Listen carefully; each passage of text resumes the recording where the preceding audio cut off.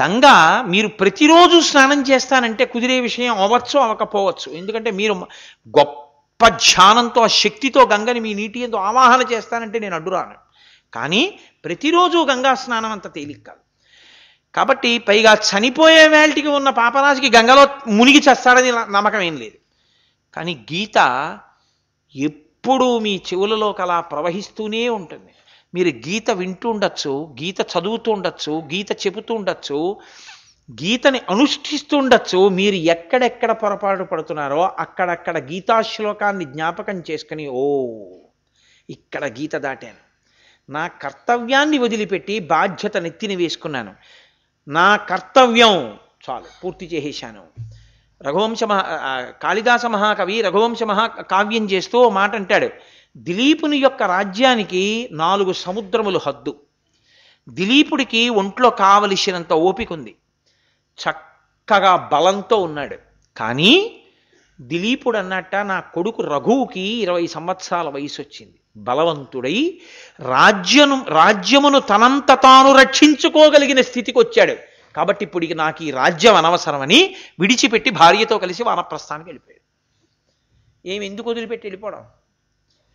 తాను చేరవలసింది తాను చేరిపోవాలి. ఎన్నేళ్ళొచ్చినా తాళం చెవులు తన బొడ్డునే పెట్టుకుంటానన్నాం. గీతావాక్యం వినకపోవడం వల్ల, గీతావాక్యం తలకెక్కకపోవడం వల్ల, నీ కర్తవ్యాన్ని నీ పెరుగుతున్న వయస్సుతో నిర్ణయం చేసుకొని ఎక్కడ వరకో అక్కడ వరకు ఉండి విడిచిపెట్టి నీ ప్రస్థానంలో నువ్వు వెళ్ళిపోగలిగినటువంటి ప్రజ్ఞ కలగాలంటే గీత వినడం వినా మార్గం లేదు.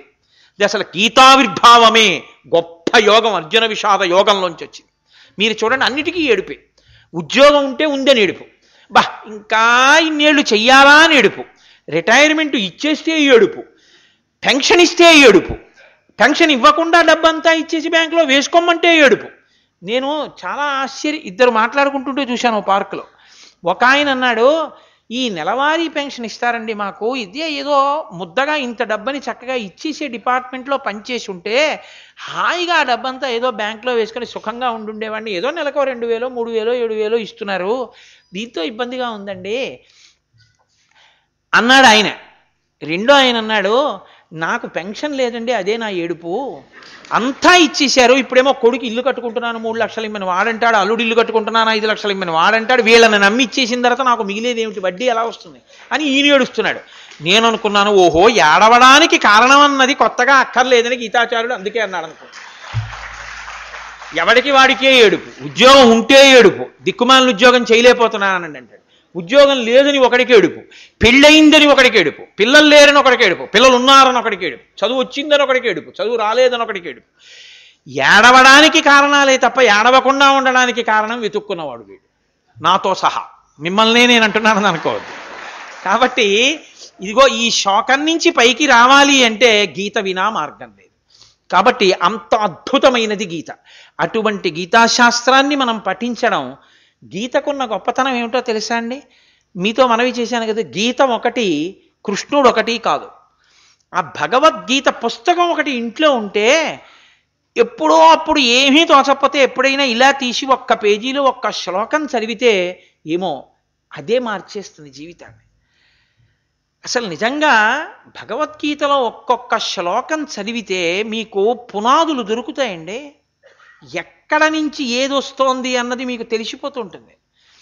మనిషి కోర్కె పుట్టింది అన్నప్పుడు ఎలా పతనమైపోతాడు అన్నది మీకు గీతాచార్యుడు ఎంత అందంగా వర్ణిస్తాడో, నరకద్వారాలు ఎక్కడున్నాయో ఎంత అందంగా వర్ణిస్తాడో, సత్వరజస్తమో గుణములు ఈ లోపల ఎలా ప్రకోపిస్తుంటాయో ఎంత అందంగా చెప్తాడో, ఇక్కడే ఉన్న ఆత్మ ఏ మాయ చేత తెలియబడకుండా ఉంటుందో ఆ మాయ ఎవరి అదుపులో ఉందో ఎంత గొప్పగా చెప్తాడో.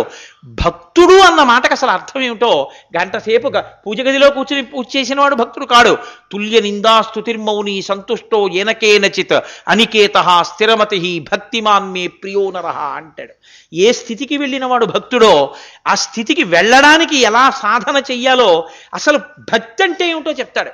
మయ్యేవ మన ఆథత్స మయి బుద్ధిం నివేశయ, నా యందు నీ మనసు పెట్టు, అదే భక్తి. దానికి కదు శివానందలహరి అంతా వచ్చింది. ఇది కదు శంకరాచార్యులు వారు తల కొట్టుకుని శివానందలహరిలో ప్రతి శ్లోకంలో ఉపాసన దోషాన్ని దిద్దారు. నిన్నను కూడా మహానుభావుడు నేనేమిస్తానయ్యా శంకరా నీకు, కాబట్టి నా మనసు ఇచ్చేస్తానడానికి కారణం అది కదా. లోకంలో మహాత్ములందరూ ప్రబోధం ప్రబోధం ప్రబోధం ప్రబోధం దేనికి చేశారంటే ఈ శోకము అనేటటువంటి కృతకమైన స్థితి నుంచి పైకెత్తి నువ్వు స్వతహాగా ఆనంద స్వరూపుడవు, నీ స్థితిని నువ్వు తెలుసుకో చాలు, నీకున్న అజ్ఞానం పోతే నీ స్థితి నీకు తెలిసిపోతుంది. నష్టో మోహ స్మృతిర్లబ్ధ. భగవద్గీత చివర అర్జునుడు ఏది పొందాడో అదే అందరూ పొందాలి అని భగవద్గీత యొక్క సారాంశం. కాబట్టి ఆనాటికి ఈనాటికి ఏనాటికి మనుష్యుడు అనబడేటటువంటి ప్రాణి ఈ లోకంలో ఎంతకాలం ఉంటుందో అంతకాలం గీత యొక్క అవసరం ఉండి తీరుతుంది, అంతకాలం గీత చదువుకోవలసి ఉంటుంది. ఒక్క సూర్యుడే ప్రతి వాళ్ళకి ఒక్కొక్క సూర్యుడైనట్టు ప్రతివాడు తాను తరించడానికి గీత వినా మార్గం లేదు. గీత బాగా చదువుకొని గీతకి ప్రామాణికమైనటువంటి వ్యాఖ్యానములను వింటే, ఎందుకో తెలుసా అండి, ఎవడిష్టం వచ్చినట్టు వాడి చెప్పే రోజులు వచ్చేస్తున్నాయి. అలా కాకుండా ప్రామాణికమైనటువంటి వ్యాఖ్య చెయ్యగలిగినటువంటి పెద్దల పాదాల దగ్గర కూర్చుని భగవద్గీత శ్రవణం చేసిన, భగవద్గీత శ్లోకాలు చదువుకున్న దాని వలన ఉపాత్తదురితక్షయ ద్వారా అంటారు, పునరావృత్తిరహిత శాశ్వత శివ సాయుధ్య స్థితిని పొంది మళ్ళీ మళ్ళీ ఆయాసం లేని స్థితిని పొందుతాడు. మీరు చూడండి, లోకంలో అన్నిటికన్నా ఆయాసం ఏమిటో తెలుసా అండి? తిరగడమే. మీరు అందుకే చూడండి, ఓ మాట అంటారు, బా చాలాసేపు తిరిగాం కదండి, కాసేపు కూర్చుందాం అంటాడు. తిరగడం నుంచి కామా అన్నా కోరుకుంటాడు, కనీసం చివర ఫుల్ స్టాప్ అడుగుతాడు. ఎంత తిరగనివ్వండి, 11 అయిపోయింది కదండి, ఇంక ఇంటికి వెళ్ళిపోదాం అంటాడు. ఎక్కడో అక్కడ ఇంకా తిరగడం ఆపుదాం అనుకుంటాడు. జీవుడు యొక్క తిరగడం ఎప్పుడు ఆగుతుంది? కోట్ల జన్మలు ఎత్తేసావు, ఇన్ని ఉపాధుల్లోకో వెళ్ళిపోయావు, కత్తులతో పొడిస్తే చచ్చిపోయావు, కర్రలతో కొడితే చచ్చిపోయావు, ఉచ్చేసి లాగితే చచ్చిపోయావు, బల్లేలతో పొడిస్తే చచ్చిపోయావు, తనంత తాను రోగంతో చచ్చిపోయావు, తిరుగుతూనే ఉన్నావు. అలా కొత్త తోలు కప్పుకుంటున్నావు తిరుగుతున్నావు, కొత్త తోలు కప్పుకుంటున్నావు తిరుగుతున్నావు. అబ్బా ఇంకా తిరగలేను ఈశ్వరా అని ఎప్పుడు అంటావు? వద్దు, నేను ఇంక ఈ తిరగలేను, ఈ తిరగకుండా ఉండడానికి నాకు ఏదైనా మార్గం చెప్పు, ఇక నేను విశ్రాంతిలో నీలో చేరిపోదాం అనుకుంటున్నాను అన్న ఆర్తి, అబ్బా తిరగలేను అన్న మాట అనుకున్న వాడికి తిరగకుండా చెయ్యడానికి సాధనము గీత వినా ఇంకొకటి లేదు. లేదు లేదు, పరమశాంతంగా హాయిగా ఉండడానికి గీత కన్నా మార్గము లేదు. అందుకే మీరు చూడండి, సనాతన ధర్మంలో మీరు ఏది చెయ్యండి దేంతో పూర్తి చేస్తారంటే శాంతి శాంతి శాంతి. 3 మాటలు చెప్తే సత్యం అని గుర్తు. అందుకే భార్య మెళ్ళలో 3 ముళ్ళు, ఆచమనం చేస్తే 3 మార్లు, ఏదైనా చెప్తే 3 మార్లు. శాంతి శాంతి శాంతి. నువ్వు శాంతంగా ఉండు, మిగిలిన వాళ్ళని శాంతంగా ఉండని. ఆ శాంతి లభించాలంటే అంత ఉద్వేగపడిన అర్జునుడు అంత యుద్ధాన్ని ప్రశాంతంగా చేసేశాడు, హాయిగా చంపేశాడు. ఎందుకని? తన కర్తవ్యం తాను చేసుకుపోతున్నాడు. అలా చేసుకుపోగలిగినటువంటి స్థితిలో నువ్వు నిలబడిపోగలగాలంటే, నువ్వు దేనికి కదలకుండా ఉండగలగాలంటే, ఆ స్థితిని పొందడానికి ఆ శాంతికి గీతయే కారకము. నీకు శాంతి కావాలి, శాంతి కావాలి, శాంతి కావాలని అలమటిస్తావు. శాంతి కావాలి అని కాకుండా నేను అశాంతిగా ఉండాలని ఎవ్వరూ అనరు. శాంతి కావాలనుకున్నవాడు గీత చదివి తీరాలి. అయితే మీ అందరూ గీత చదివిన వాళ్ళే, మీ అందరూ గీతని బాగా అధ్యయనం చేసి విన్నవాళ్లే. కానీ నేను ఇలా ఎందుకంటున్నాను అంటే, ఆ గీత యొక్క వైభవాన్ని మనం స్మరించుకోవలసిన రోజు ఇవాళ. గీతలో ఇన్ని శ్లోకాలు ఇవాళ అన్వయం చేసుకున్నాం, ఇన్ని అధ్యాయాలు చెప్పుకున్నాం అన్నది కాదు. అసలు భగవద్గీత యొక్క ప్రయోజనమును ఇవాళ ఒక్కసారి స్మరించాలి. స్మరించి ఒక్కసారి భగవద్గీతని ఇవాళ చేత్తో ముట్టుకొని ఒక్క శ్లోకమైనా చదివి కళ్ళకద్దుకొని తల మీద పెట్టుకుని అక్కడ పెట్టి ఒక్క నమస్కారం చేస్తే గీత నిన్ను చదివేటట్టు చేస్తుంది, చదివింది జీర్ణమయ్యేట్టు చేస్తుంది, జీర్ణమైంది అనుష్ఠించేట్టు చేస్తుంది, అనుష్ఠానము చేత ఏడవకుండా చేస్తుంది, ఏడవకుండా చేసింది ఏడుస్తూ పుట్టకుండా చేస్తుంది. ఇంకింతకన్నా ఏం చేయాలి? కాబట్టి మార్గశీర్ష శుద్ధ ఏకాదశి గీతా జయంతి కనుక, అయ్యో పాపం వీడు ఎక్కడో కాకినాడ నుంచి వచ్చాడు, వీడిని ఇలాగే వదిలేస్తే అలా ఏదో బోన్లో పుల్లా ఎక్కడో ఏ గదిలోనో తిరుగుతుంటాడు, అలా లేకపోతే కిటికీలోంచి సముద్రాన్ని చూస్తే ఎక్కడో కూర్చుంటాడు ఇచ్చినటువంటి విడిదిలో, లేకపోతే ఆ న్యూస్ పేపర్ పట్టుకు కూర్చుంటాడు.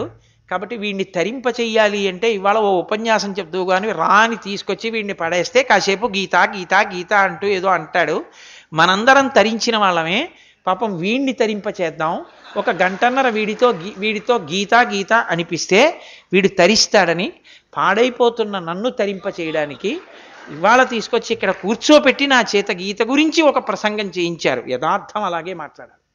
నేను మీకు చెప్తున్నానన్నవాడు గీత గురించి మాట్లాడటానికి అనర్హుడు. నేను తరించాలని కోరుకుని గీత గురించి ప్రసంగం చేశాను. ఇది నాకు కృష్ణ భగవానుడే నిర్వాహకుల రూపంలో గీతా జయంతి నాడు గీత గురించి 4 మాటలు చెప్పుకోవడానికి నాకు అవకాశం ఇచ్చాడని నేను త్రికరణ శుద్ధిగా అనగలిగితే నా జీవితంలో భగవద్గీత అనుగ్రహం కలిగినట్టు. నాకేం తెలుసని నిజంగా నాకు గీత జీర్ణమైపోయిందని చెప్పను. నిజంగా ఇవాళ మాట్లాడమనకపోతే ఏమో నేను ఏం తిరుగుతుండేవాడినో. ఈ గంటన్నర నేను ఈ భగవద్గీత గురించి ఈ పాటి ఆలోచన చేసి మాట్లాడతానా? ఈ గంటన్నర నేను ఇవాళ స్మరించినది ఏదుందో అదే నాకు కృష్ణ భగవానుడి అనుగ్రహమై నేను ఏడవకుండా వెళ్ళిపోవలసినటువంటి రోజు, ఏడుస్తూ పుట్టవలసినటువంటి రోజు లేకుండా ఈశ్వరుడు చేస్తాడు. ఇంత ఉపకారం చేసిన వాళ్ళని అలా సంబోధించడం, అలా స్మరించడం నా తప్ప ఏమీ కాదు. గీత గురించి మాట్లాడిన వాడు అలాగే మాట్లాడాలి. కాబట్టి నేను మాట్లాడింది హాస్యం కాదు, యథార్థం. కాబట్టి భగవద్గీత నన్ను అనుగ్రహించుగాక, మిమ్ములను అనుగ్రహించుగాక, లోకమునంతటినీ అనుగ్రహించుగాక అని కృష్ణ భగవానుని యొక్క పాదార విందములకు సాంజలిబంధకంగా నమస్కారములను అర్పిస్తూ ఇవాళ ఒక కొత్త వేదిక మీద ఒక కొత్త ప్రాంగణంలో కూడా ప్రసంగం జరిగింది. అది అనుషంగిక ప్రయోజనం. మళ్ళీ సాయంకాలం 6 గంటలకి చక్కగా శివానంద లహరి మీద ప్రసంగానికి మనందరం కలుసుకుని ఇవాళ ఈసారి చేసేటటువంటి ధారావాహిక ప్రసంగాల్లో చిట్ట చివరి ప్రసంగం ఇవాల్టి సాయంకాల ప్రసంగం.